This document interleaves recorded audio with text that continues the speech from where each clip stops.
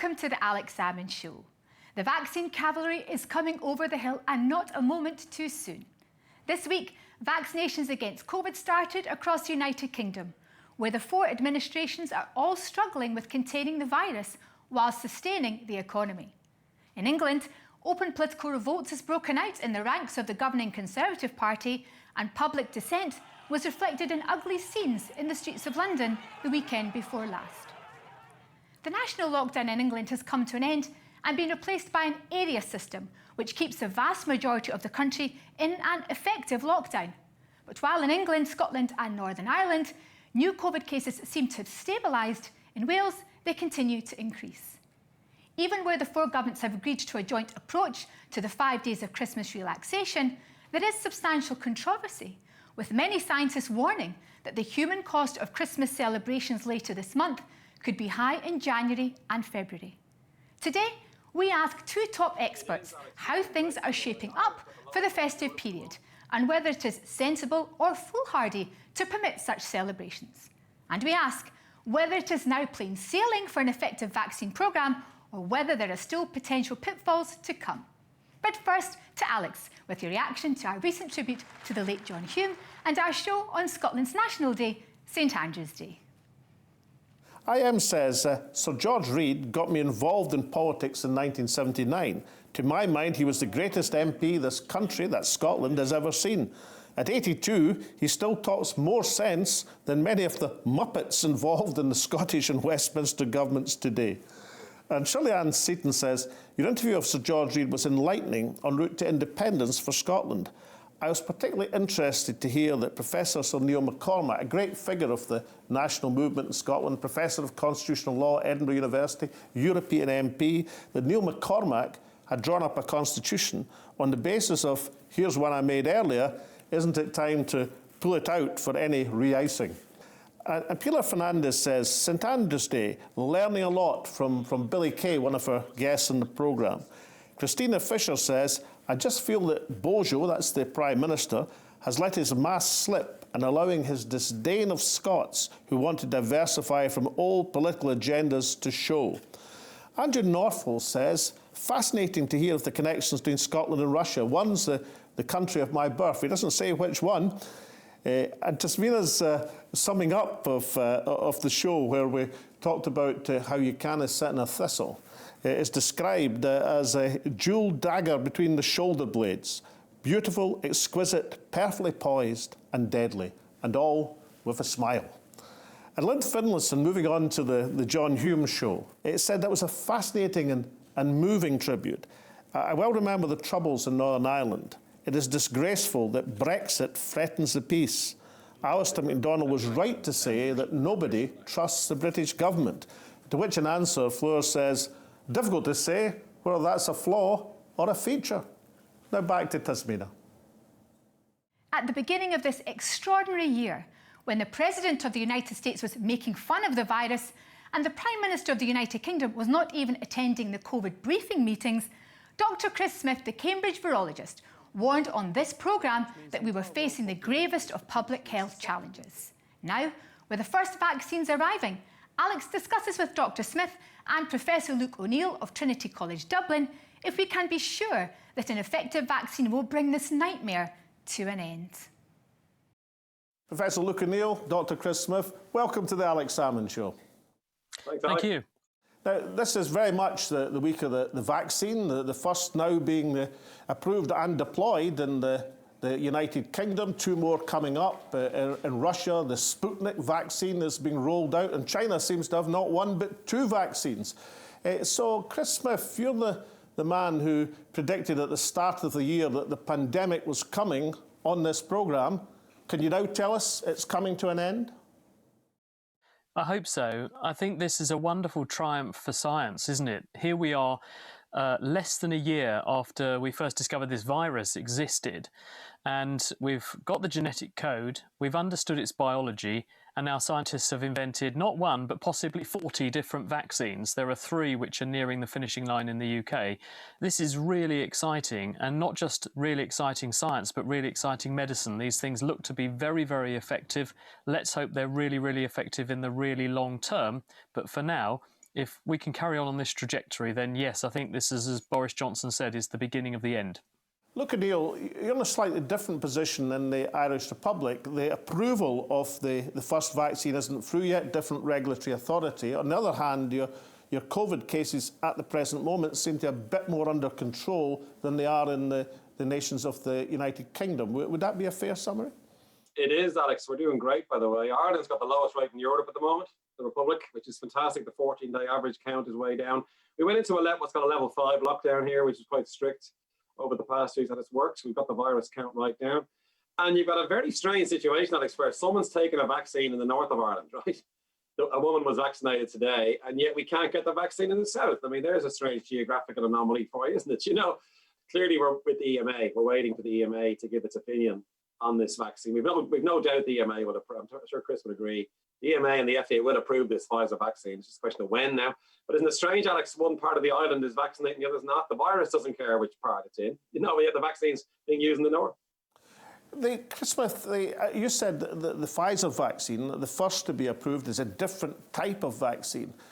Is that going to cause any public concern? Are people not going to be saying, well, maybe I should just wait for the Oxford vaccine, which is a much more conventional style of vaccine? Would that be an issue?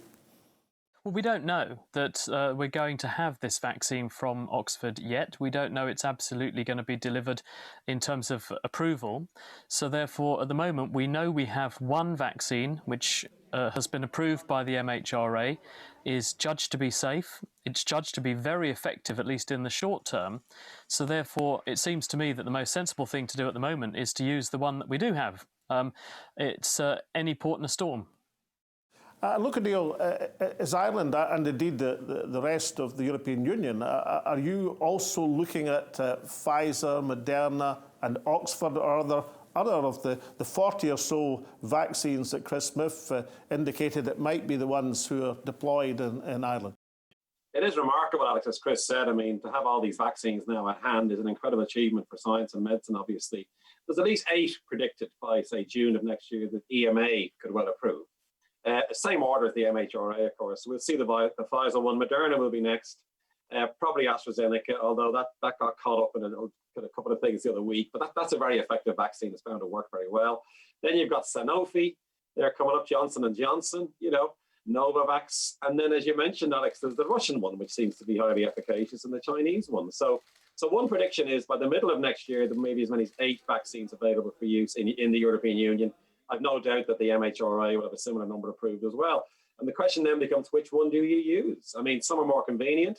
The storage issues are less stringent with some than, say, as we all know by now, the Pfizer one needs an ultra-cold storage. And then there are old-fashioned technologies, by the way, which are also being deployed in some of these other vaccines. So it's going to be very interesting to see what happens in terms of which ones get used where. Chris Smith, these issues with different types of vaccine, can the authorities really have the luxury of waiting for? Don't they just have to take, as you said, what's available and get on with it, as opposed to waiting for the perfect vaccine for their circumstances?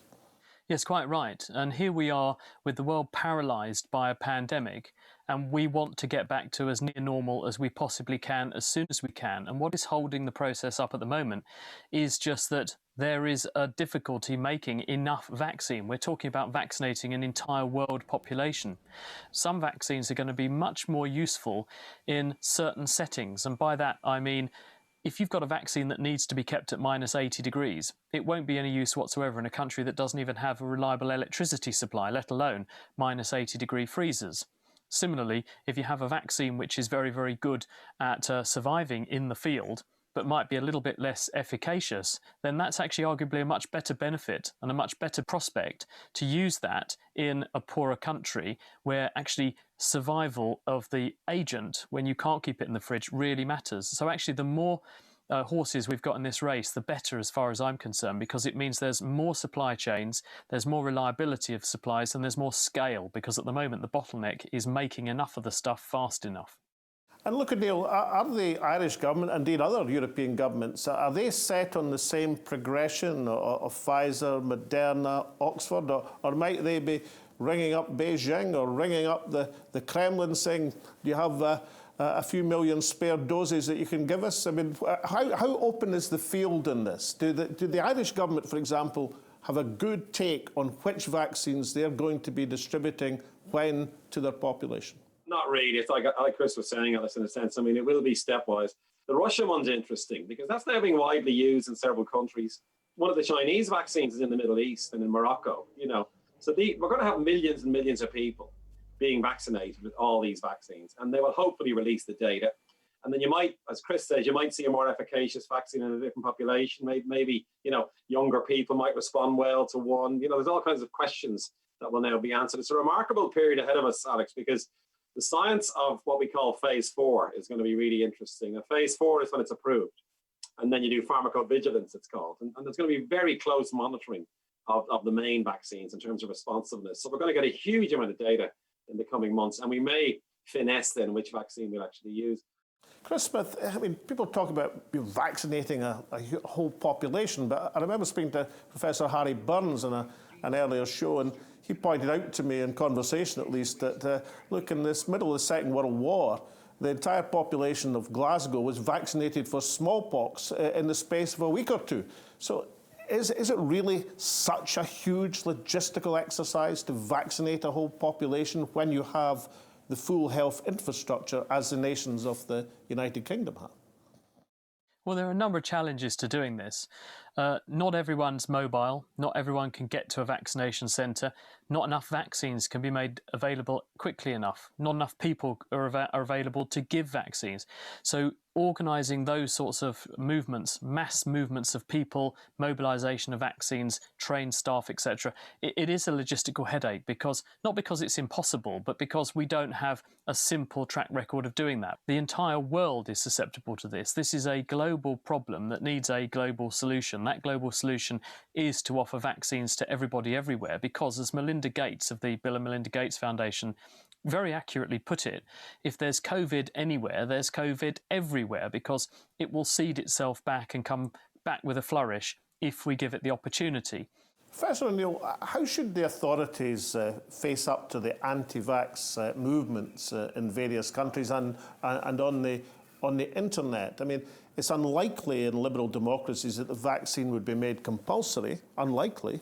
So how should the authorities best face the arguments to persuade the population to be vaccinated in the numbers that deliver the herd immunity that Chris Smith was talking about?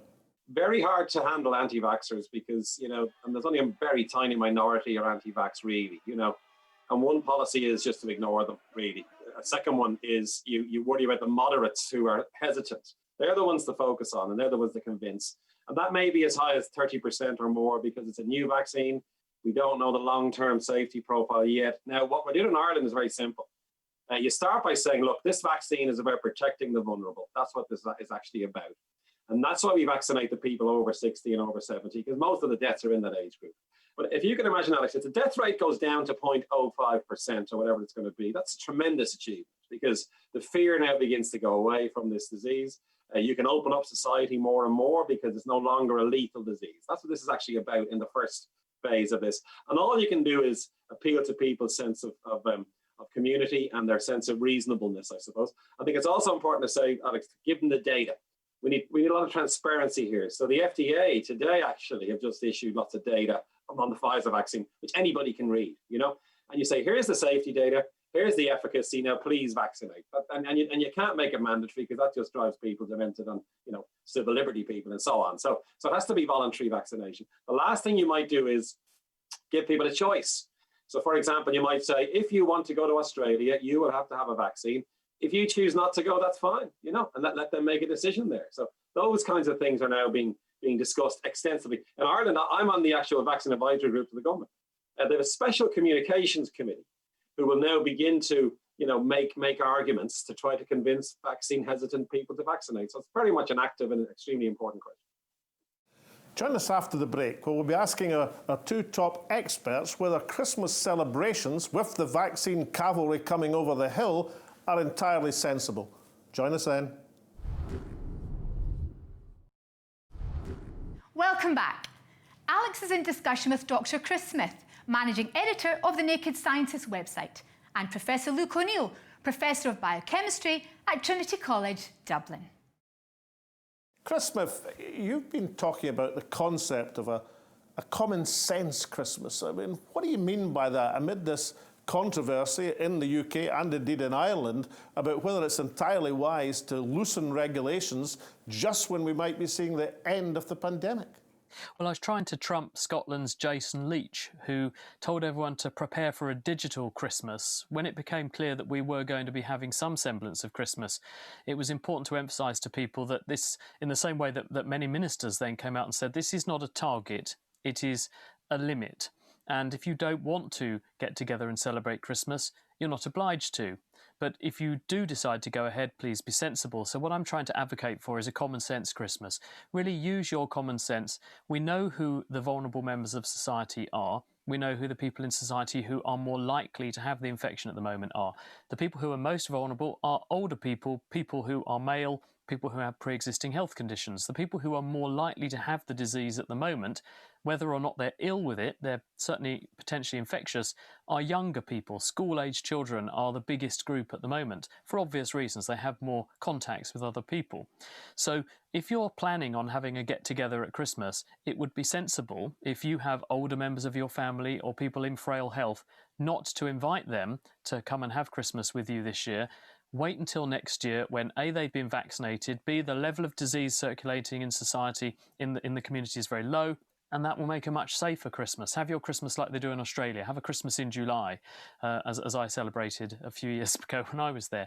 And that can actually be a good thing to look forward to, but it minimises the risk. On the other hand, if you've got very young, fit members of your family and you just want to celebrate with them, you're much less likely to have ensuing problems as a consequence of that. So that's really what I was advocating for. Use your common sense in terms of who you mix with and try to minimise that mixing to the greatest extent possible. Now that seems clear enough, Luke O'Neill, but aren't the politicians in danger of mixed messages in both the United Kingdom administrations and in Ireland by saying we're having this Christmas celebration? Isn't that effectively an invitation for people to gather together and to pass on the virus just at the point where you might see the end in sight? What do you think in Ireland, where I think you're having an even longer Christmas than they're suggesting in the United Kingdom? This may sound strange. We have sympathy for our politicians to some extent because it's very tough for them to call this one. Because if they were to keep it stringent, people will break that anyway because people are desperate to have some relief from this year. It's been so tough for so many people. So they took a pragmatic approach and they said, right, three households can meet on Christmas Day, seat separately, sit with your own household, only one person in the kitchen. You know, there's a very interesting list of guidelines of how to have a safe Christmas, just cognizant of the fact that people are going to mix and mingle. The pubs are saying closed, which is a tragedy for Ireland, as you know, Alex. They haven't been open since March. The fear here is gathering at shopping centres and on streets and so on. There's a mask mandate in shops. Wear your mask on the street even, you know. So they're trying to limit the damage. Chris Smith, why have some countries managed to implement test and trace and some countries haven't managed to hit the mark? Well, first and foremost, this is a really tough disorder to get on top of. And the reason it's a really tough disease to get on top of is, as some studies have confirmed, up to 78% of people who are infected with this coronavirus may show no symptoms whatsoever. When you've got, as we did do in recent months in the UK, 100,000 cases a day, each person will have maybe 5 to 10 contacts across their period per day, and that means you might be trying to trace down an impossible number of possible contacts. There's just not the testing capacity for a start. This is not something that just the UK is guilty of. This has been a major headache for many countries and many jurisdictions around the world that have found how tough this is to keep a lid on, and that's why it has brought many of the most developed economies in the world to their knees. Look, Neil, you mentioned earlier on that the Ireland's figures in recent weeks have looked pretty good in European terms and indeed in comparison with the United Kingdom countries, after having a fairly similar pattern in the early courses of this pandemic. Can you put your finger on what exactly has happened in Ireland in recent months that have allowed the disease to be better suppressed in recent times? Well, again, it's a remarkable performance from the Irish people, Alex, to be honest. I mean, we're very proud of ourselves in a way because people did comply with the guidelines, broadly speaking, and it was very simple. But they got the message out quite reasonably. And see, in August, September, the numbers began to go up like elsewhere in Europe. But the public health messaging was very strong. Avoid the 3 C's: closed spaces, close contact, crowds. That's the simple guideline in many ways. And then the Irish people managed to do that, it looks like. And then the numbers began to fall. The second thing I want to say is we have been telling people the cavalry is coming, and look at what's happening, And like the idea there would be, why would we let people die and get really sick when there will be vaccines? And people, I think, have responded to that message quite well as well.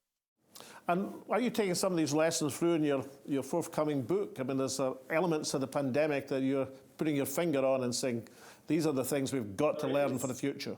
There is indeed. And my book is called Never Mind the Bollocks, Here's the Science, you see. And it's actually out. It's on the market. It's selling quite well, I must say. And I've got a whole chapter on vaccines, actually. And I wrote it before COVID. I did the proofs during COVID, so I was able to add COVID references in. But the book is actually about using science to help us. And I think the second thing I would say about the Irish people, there's a level of literacy here, scientific, that's amazed me. And I've been asked to do some media stuff, and I'm amazed at the level of scientific literacy here. And the book is saying, look, science is our friend.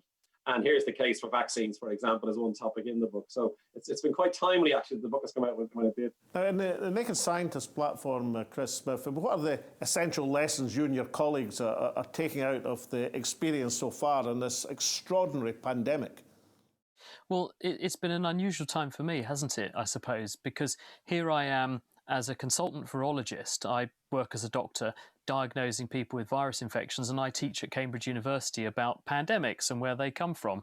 And at the same time, for the last 20 years, I've been making science radio programs, podcasts, and occasionally television programs. And so it's been a unique fusion for me of a doctor who works on viruses and knows a bit about coronaviruses, and also knows a bit about the media and has a media platform.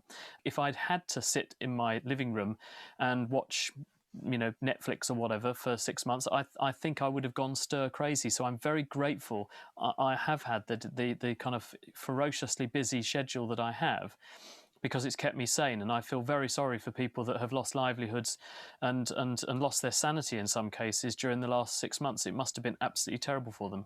And look, Neil, finally, is that the sort of message that is going to get across in Ireland and across the European Union countries, that the science has to prevail after this huge tragedy, that there will be a concentration of saying, look, these are the lessons that are learned, they must be learned, and they must be ready for implementation when the next pandemic comes? Exactly. I mean, what happened with SARS, remember, in MERS, those countries that had SARS, they could respond much more quickly and put the fire out more quickly for COVID-19, you see. So we will be ready next time. That's one thing that will happen. I think there'll be more preparedness. But more importantly, I think, Alex, the biggest benefit, in my opinion, is new vaccines, because these new technologies were brand new. The RNA vaccine approach, it had been tried for a number of years, but now one has been approved.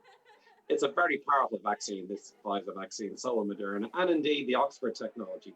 They were going to use that against cancer, remember, different types of cancers. So I think one of the big benefits is this science that we've learned in this period could be deployed with other vaccines down the line. That may be the biggest benefit. And lastly, my own area, I work on anti-inflammatories. My lab works on COVID, just behind me here.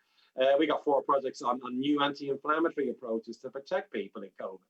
Now, if COVID goes away, or not goes away, but certainly is manageable, what we discover on the inflammatory process could be applied to other inflammatory situations, you see. So I'm optimistic that we'll see a lot of medical breakthroughs coming off the back of COVID-19. And Chris Smith, finally, would that be a bright note in which to end this very, very dark year? I think this has been a triumph of science. It has demonstrated what can be done when we put our minds to it and how ingenious people are. We've gone from never having met this pathogen before to identifying it, working out how it causes disease, developing a vaccine, and then developing ways to produce that vaccine, and not just any old vaccine, vaccines that work in brand new ways, new science, new technology, which will have a lasting legacy and which are going to save lives into the future in a range of different ways and for a range of different reasons. So I think there's every reason to be optimistic now for 2021. And would that mean, both of you very briefly, that public health and the advance of science have to go hand in hand, so that when a new pathogen, pandemic emerges, the public health can control it till the science gets a grip of it, in a phrase?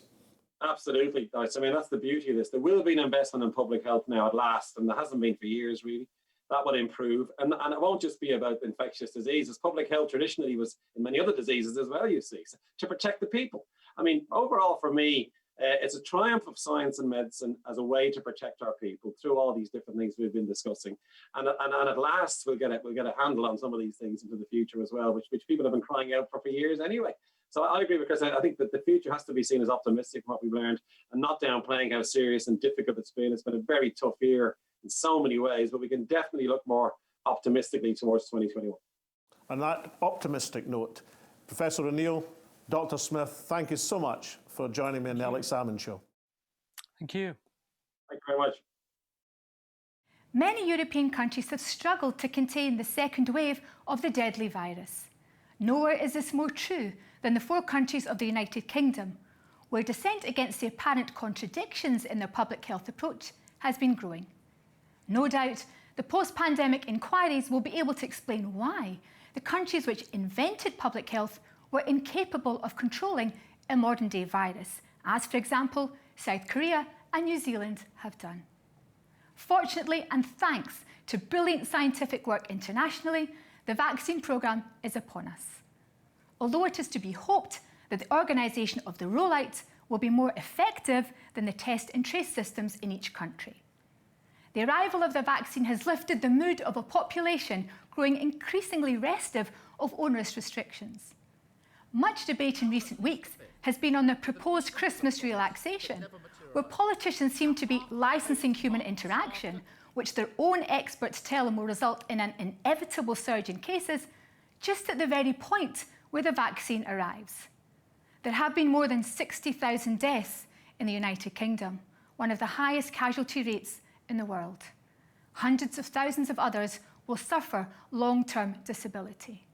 Many, and not just those of us, whose immediate families have been touched by the tragedy of this appalling disease, find it difficult to comprehend why the Christmas festival could not be marked in a more common-sense manner compatible with public health. The bottom line argument from the politicians seems to be that people would go ahead anyway. But that sounds like an abdication of leadership. Why would people not respond to leadership which says that family celebrations could be delayed until it's safe to do so? That perhaps there could be a longer celebration of Christmas and Easter together? Who knows? It might even allow room at the end for the underlying messages of these great religious festivals to be better considered and understood amid Thanksgiving for those who have survived. But for now, from Alex, myself and all at the show, stay safe, and we hope to see you all again next week.